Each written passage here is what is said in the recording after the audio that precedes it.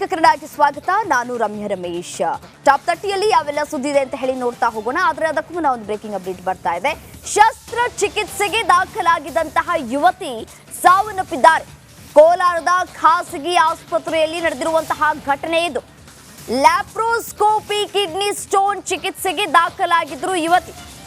ವೈದ್ಯರ ನಿರ್ಲಕ್ಷ್ಯ ಕಾರಣ ಅಂತ ಹೇಳಿ ಪೋಷಕರು ಆಕ್ರೋಶವನ್ನು ವ್ಯಕ್ತಪಡಿಸ್ತಾ ಇದ್ದಾರೆ. ನಂಬಿಗಾನಹಳ್ಳಿ ಗ್ರಾಮದ ದೀಪ್ತಿ ಮೃತ ಯುವತಿಯಾಗಿದ್ದಾರೆ. ಮಾಲೂರು ತಾಲೂಕಿನ ನಂಬಿಗಾನಹಳ್ಳಿ ಗ್ರಾಮದವರಾಗಿದ್ರು. ವೈದ್ಯರ ನಿರ್ಲಕ್ಷ್ಯ ಅಂತ ಹೇಳಿ ಪೋಷಕರು ಇದೀಗ ಆರೋಪವನ್ನ ಮಾಡ್ತಾ ಇದ್ದಾರೆ. ಸ್ಥಳಕ್ಕೆ ನಗರ ಠಾಣೆಯ ಪೊಲೀಸರು ಭೇಟಿಯನ್ನ ಕೊಟ್ಟು ಪರಿಶೀಲನೆಯನ್ನ ನಡೆಸ್ತಾ ಇದ್ದಾರೆ. ಅನಸ್ತೇಶಿಯಾ ಡೋಸ್ ಹೆಚ್ಚಾಗಿ ಯುವತಿ ಸಾವನ್ನಪ್ಪಿದ್ದಾರೆ ಅಂತ ಹೇಳಿ ಪೋಷಕರು ಆರೋಪವನ್ನ ಮಾಡ್ತಾ ಇದ್ದಾರೆ. ವೈದ್ಯರ ನಿರ್ಲಕ್ಷ್ಯವೇ ಕಾರಣ ಅಂತ ಹೇಳಿ ಆರೋಪಿಸಿ ಪೋಷಕರು ಆಕ್ರೋಶವನ್ನು ವ್ಯಕ್ತಪಡಿಸ್ತಾ ಇದ್ದಾರೆ. ಮಾಲೂರು ತಾಲೂಕಿನ ನಂಬಿಗಾನಹಳ್ಳಿ ಗ್ರಾಮದ ದೀಪ್ತಿ 22 ವರ್ಷದ ದೀಪ್ತಿ ಮೃತಪಟ್ಟಿದ್ದಾರೆ. ಶಸ್ತ್ರಚಿಕಿತ್ಸೆ ನಂತರ ಯುವತಿ ಹೃದಯಾಘಾತದಿಂದ ಮೃತಪಟ್ಟಿದ್ದಾರೆ ಅಂತ ಹೇಳಿ ವೈದ್ಯರು ತಿಳಿಸಿದ್ದಾರೆ. ಅನಸ್ತೇಶಿಯಾ ಡೋಸ್ ಹೆಚ್ಚಾಗಿ ಯುವತಿ ಮೃತಪಟ್ಟಿದ್ದಾಳೆ ಅಂತ ಹೇಳಿ ಪೋಷಕರು ಆಕ್ರೋಶವನ್ನು ವ್ಯಕ್ತಪಡಿಸ್ತಾ ಇದ್ದಾರೆ. ಇಲ್ಲಿ ವೈದ್ಯರ ನಿರ್ಲಕ್ಷ್ಯವೇ ಎದ್ದು ಕಾಣಿಸ್ತಾ ಇದೆ ಅಂತ ಹೇಳಿ ಪೋಷಕರು ಆಕ್ರೋಶವನ್ನು ವ್ಯಕ್ತಪಡಿಸ್ತಾ ಇದ್ದಾರೆ. ಶಸ್ತ್ರಚಿಕಿತ್ಸೆಗೆ ಅಂತ ಹೇಳಿ ದಾಖಲಾಗಿದ್ದಂತಹ ಯುವತಿ ಸಾವನ್ನಪ್ಪಿದ್ದಾರೆ. ಕೋಲಾರದ ಖಾಸಗಿ ಆಸ್ಪತ್ರೆಯಲ್ಲಿ ನಡೆದಿರುವಂತಹ ಘಟನೆ ಇದು. ಅದು ಕೂಡ ಲ್ಯಾಪ್ರೋಸ್ಕೋಪಿ ಕಿಡ್ನಿ ಸ್ಟೋನ್ ಚಿಕಿತ್ಸೆಗೆ ದಾಖಲಾಗಿದ್ರು ಅಂತ ಹೇಳಿ ಮಾಹಿತಿ ಲಭ್ಯ ಆಗ್ತಾ ಇದೆ.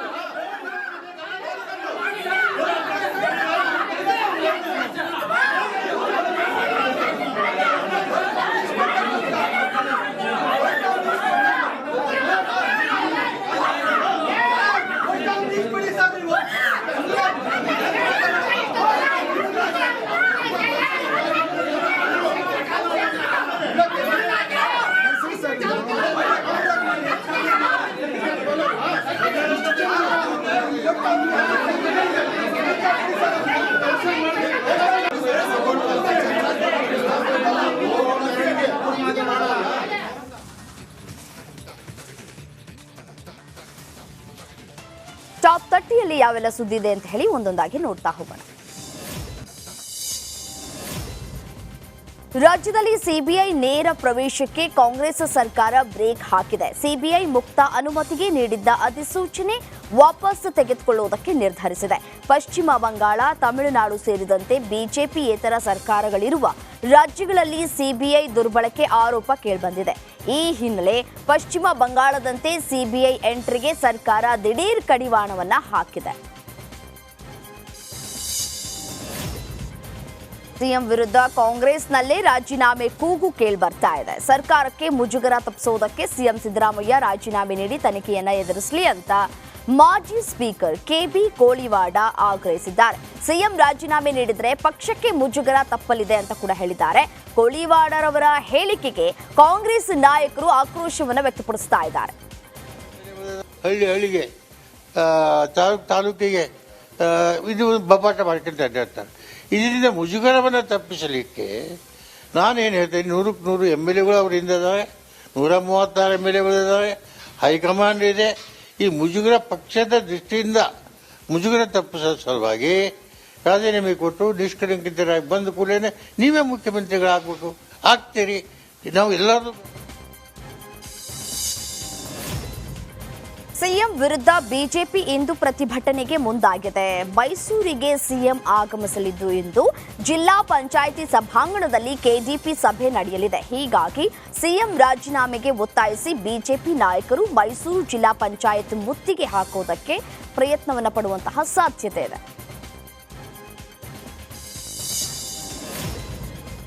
ಸಿದ್ದರಾಮಯ್ಯ ಅವರ ಇಮೇಜ್ ಅನ್ನ ಉಳಿಸಿಕೊಳ್ಳುವುದಕ್ಕೆ ನೈತಿಕತೆಯಿಂದ ಮೆರೆಯಲು ರಾಜೀನಾಮೆಯನ್ನ ನೀಡಬೇಕು ಅಂತ ಹೇಳಿ ಮಾಜಿ ಸಿಎಂ ಬೊಮ್ಮಾಯಿ ಆಗ್ರಹಿಸಿದ್ದಾರೆ. ವಿರೋಧ ಪಕ್ಷ ತನ್ನ ಕೆಲಸ ತಾನು ಮಾಡ್ತಾ ಇದೆ, ನಿಮ್ಮ ನೈತಿಕತೆ ಎತ್ತಿ ಹಿಡಿಯೋದಕ್ಕೆ ತನಿಖೆಗೆ ಸಹಕರಿಸಿ ರಾಜೀನಾಮೆ ನೀಡಿ. 3 ತಿಂಗಳ ತನಿಖೆ ಬಳಿಕ ತಪ್ಪಿತಸ್ಥರಲ್ಲ ಅಂತಂದ್ರೆ ಮತ್ತೆ ಬೇಕಾದರೆ ಸಿಎಂ ಆಗೋದಕ್ಕೆ ಅವಕಾಶ ಇದೆ ಅಂತ ಹೇಳಿದ್ದಾರೆ. ವಿರೋಧ ಪಕ್ಷ ಕರ್ತವ್ಯ ತಾನು ಮಾಡ್ತಾ ಇದೆ. ಈ ವಿಚಾರದಲ್ಲಿ ಇಷ್ಟು ಹೇಳಿ ಬಯಸ್ತೀನಿ, ಸಿದ್ದರಾಮಯ್ಯ ಅವರಿಗೆ ಕಂಪ್ಲೇಂಟ್ ಬಂದಾಗಿನ ಸ್ಥಿತಿಗೂ ಗವರ್ನರ್ ಅಪ್ರೂವ್ ಕೊಟ್ಟಿರುವ ಸ್ಥಿತಿಗೂ ಮುಂದೆ ಹೈಕೋರ್ಟ್ ಅಬ್ಸರ್ವೇಷನ್ನು ಮತ್ತು ಸೆಷನ್ಸ್ ಕೋರ್ಟ್ ಅಬ್ಸರ್ವೇಷನ್ ಆದಮೇಲೆ ಭಾಳಷ್ಟು ವ್ಯತ್ಯಾಸಗಳಾಗಿದೆ. ಕೋರ್ಟ್ಗಳಲ್ಲಿ ಹಲವಾರು ಹೊಸ ಅಂಶಗಳನ್ನು ಹೈಕೋರ್ಟು ಬೆಳಕು ಚೆಲ್ಲಿದೆ ಮತ್ತು ಇನ್ನೂ ಹೆಚ್ಚಿನ ಇದನ್ನು ಸೆಷನ್ ಕೋರ್ಟ್ಸಲ್ಲೂ ಕೂಡ ಬಂದಿದೆ. ಈ ಎಲ್ಲ ಹಿನ್ನೆಲೆಯಲ್ಲಿ ಇದು ಇರುವಂಥ ವಸ್ತುಸ್ಥಿತಿ. ಇನ್ನೊಂದು, ಸಿದ್ದರಾಮಣ್ಣವ್ರಿಗೆ ಅವ್ರದ್ದೇ ಆದಂಥ 35 ವರ್ಷದ ಒಂದು ಸ್ಟ್ಯಾಂಡಿಂಗ್ ಇದೆ. ಅವರ ಒಂದು ಇಮೇಜ್ ಏನಿದೆ ಅದು ಉಳಿಸ್ಕೋಬೇಕಾದ್ರೆ ಅವರು ನೈತಿಕತೆಯಿಂದ ಮೆರಿಬೇಕಾದ್ರೆ ಇದು ಫ್ರೀ ಆ್ಯಂಡ್ ಫೇರ್ ಎಂಕ್ವೈರಿ ಆಗಬೇಕು. ಮಂಡ್ಯ ಜಿಲ್ಲೆಯ ಮದ್ದೂರಿನಲ್ಲಿ ಮಾಜಿ ಸಂಸದ ಭಗವಂತ ಖೂಬಾ ಜನಜಾಗೃತಿ ಕಾರ್ಯಕ್ರಮದ ಬಗ್ಗೆ ಮಾತನಾಡಿದ್ದಾರೆ. ಸಿಎಂ ಸಿದ್ದರಾಮಯ್ಯ ಹಾಗೂ ಮಂತ್ರಿಮಂಡಲ ಭ್ರಷ್ಟಾಚಾರದ ಬಗ್ಗೆ ರಾಜ್ಯಾದ್ಯಂತ ಜನಜಾಗೃತಿ ಕಾರ್ಯಕ್ರಮವನ್ನು ಮಾಡ್ತೇವೆ ಅಂತ ಕೂಡ ಹೇಳಿದ್ದಾರೆ. ಯಾವ ರೀತಿ ಬೆಂಗಳೂರಿನಿಂದ ಮೈಸೂರಿನವರೆಗೆ ಜನಜಾಗೃತಿ ಕಾರ್ಯಕ್ರಮವನ್ನು ಮಾಡ್ತು, ಆ ರೀತಿ ನಿರಂತರವಾಗಿ ಸಿದ್ದರಾಮಯ್ಯ ಮತ್ತು ಕಾಂಗ್ರೆಸ್ಸಿನ ಎಲ್ಲ ಮಂತ್ರಿಗಳ ಭ್ರಷ್ಟಾಚಾರದ ಜನಜಾಗೃತಿಯನ್ನು ಇಡೀ ಕರ್ನಾಟಕದಲ್ಲಿ ನಾವು ಜನರಿಗೆ ಮುಟ್ಟಿಸುವಂಥ ಕಾರ್ಯಕ್ರಮಗಳನ್ನು ಹಾಕೋತೀವಿ. ಯಾವ ರೀತಿ ಮುಡಾ ಹಗರಣದಲ್ಲಿ ಸಿಲುಕಿರೋ ಸಿಎಂ ಸಿದ್ದರಾಮಯ್ಯ ಬಗ್ಗೆ ಕೋಡಿಮಠ ಶ್ರೀ ಮಾತನಾಡಿದ್ದಾರೆ. ಅಭಿಮನ್ಯುವಿನ ಬಿಲ್ಲಿನ ದಾರವನ್ನ ಮೋಸದಿಂದ ಕಟ್ ಮಾಡಿಸ್ತಾರೆ, ಕರ್ಣನ ಕೈಯಿಂದ ದಾರ ಕಟ್ ಮಾಡಿಸ್ತಾರೆ ಅಂತ ಈ ಹಿಂದೆ ಭವಿಷ್ಯವನ್ನ ಹೇಳಿದ್ದೆ. ಮಹಾಭಾರತದಲ್ಲಿ ಕೃಷ್ಣನಿದ್ದ ಭೀಮ ಗೆದ್ದ, ಅಭಿಮನ್ಯುವಿನ ಹೆಂಡತಿ ರಣರಂಗ ಪ್ರವೇಶಿಸ್ತಾಳೆ ಅಂತ ಕೂಡ ಹೇಳಿದ್ದೆ. ಇಲ್ಲಿಯೂ ಹಾಗೆ ಆಗಿದೆ. ಸಿದ್ದರಾಮಯ್ಯ ಜೀವನದಲ್ಲಿ ಎಂದಿಗೂ ಹೆಂಡತಿ ಹೊರಗೆ ಬಂದಿಲ್ಲ, ಆದರೆ ಈಗ ಎಲ್ಲ ಕಡೆ ಅವರ ಹೆಸರು ಬಂತು ಅಂತ ಹೇಳಿದ್ದಾರೆ. ಅಭಿಮನ್ಯುವಿನ ಬಿಲ್ಲಿನ ದಾರವನ್ನು ಕರ್ಣನ ಕೈಯಿಂದ ಮೋಸದಲ್ಲಿ ಕಟ್ ಮಾಡಿಸ್ತಾರೆ. ಇಲ್ಲಿ ಹೇಳಿದ್ನಲ್ಲ, ಇಲ್ಲಿ ನಿಮ್ಮ ಮನೆಗೆ ಹೇಳಿದ್ದು ನಾನು, ಈ 4 ತಿಂಗಳ ಹಿಂದೆ ಹೇಳಿದ್ದ ಕಟ್ ಮಾಡಿಸ್ತಾರೆ. ಮಹಾಭಾರತದಲ್ಲಿ ಕೃಷ್ಣ ಇದ್ದ, ಭೀಮ ಗೆದ್ದ, ಇಲ್ಲಿ ಕೃಷ್ಣ ಎಲ್ಲ ದುರ್ಯೋಧನ ಗೆಲ್ತಾನೆ. ಅಭಿಮನ್ಯುವಿನ ಹೆಂಡತಿ ರಣರಂಗ ಪ್ರವೇಶ ಮಾಡ್ತಾಳೆ ಅಂತ ಹೇಳಿದೆ ನಾನು. ಅಲ್ಲೇನಾಯಿತು? ಆಯ್ತಲ್ಲ, ಈಗ ಬಿಲ್ಲ ದಾರ ಕಟ್ಸಿ ಮಾಡಿಸಿರು. ಪಾಪ ಸಿದ್ದರಾಮಯ್ಯನ ಜೀವನದಲ್ಲಿ ಎಂದೂ ಅವ್ರ ಹೆಂಡತಿ ಅವ್ರ ಜೊತೆ ಬಂದಿಲ್ಲ, ಹೊರಗೆ ಬಂದಿಲ್ಲ. ಒಂದು ಪಾವಿತ್ರತೆ ಇರತಕ್ಕಂಥ ಹೆಣ್ಣು ಮಗಳನ್ನ ಎಲ್ಲ ಕಡೆಗೆ ಹರಿದಾಡಿಬಿಟ್ರಿ.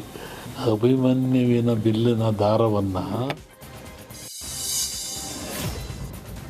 ಸಿದ್ದರಾಮಯ್ಯ ವಿರುದ್ಧ ಲೋಕಾಯುಕ್ತ ತನಿಖೆ ವಿಚಾರ ಸಂಬಂಧ ರಾಮನಗರದಲ್ಲಿ ಶಾಸಕ ಇಕ್ಬಾಲ್ ಹುಸೇನ್ ಪ್ರತಿಕ್ರಿಯಿಸಿದ್ದಾರೆ.